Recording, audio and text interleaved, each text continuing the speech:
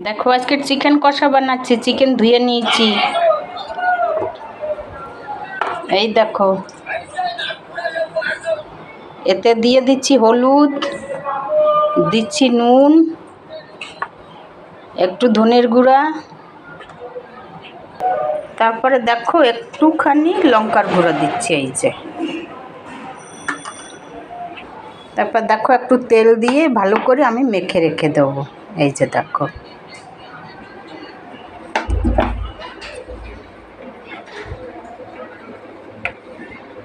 দেখো এদিকে কড়াইও বসাইছি, গ্যাসটা আমি জ্বালাই দিচ্ছি। এই দেখো, তারপর আমি পেঁয়াজটা ভেজে নেব।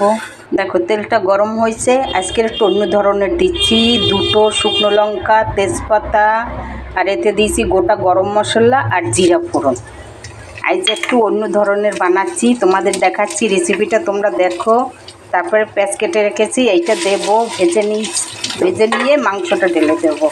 এই দেখো পেঁয়াজটা একটু ভাজতে আছি আমি। দেখো পেঁয়াজটা ভাজা হয়েছে, এদিকে মাংসটাও মেখে রেখেছি। এই যে, এবার এর ভিতরে দিয়ে দেবো, ভালো করে কষিয়ে নিয়ে তারপরে আদা রসুন বাটা দেবো, নালে কষানো যাবে না, কড়াইতে লেগে পড়ে আদা রসুন দিলে। এই দেখো,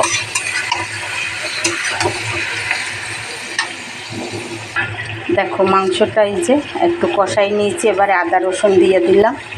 তারপরে এইটা একটু কষাই নিলে একটু টমেটো দিয়ে দেব। এই দেখো,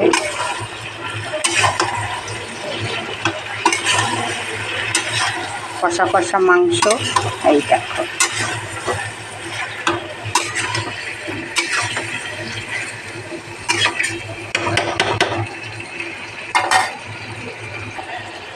দেখো আমার মাংস এবার সব কষাই নিয়েছি, এবারে দিয়ে দেবো এই যে টমেটো।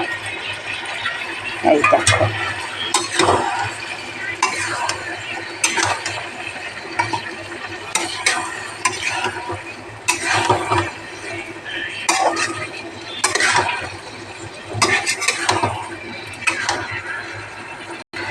দেখো আমার মাংসটা কষানো হয়ে গেছে, এতে জল দেব না, কষাইতে কষাইতেই হয়ে গেছে। আর একটু হইলে আমি নামাইয়ে দেবো। এই দেখো,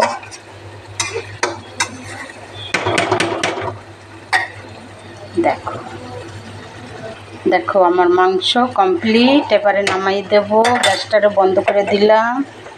এই দেখো, এই যে,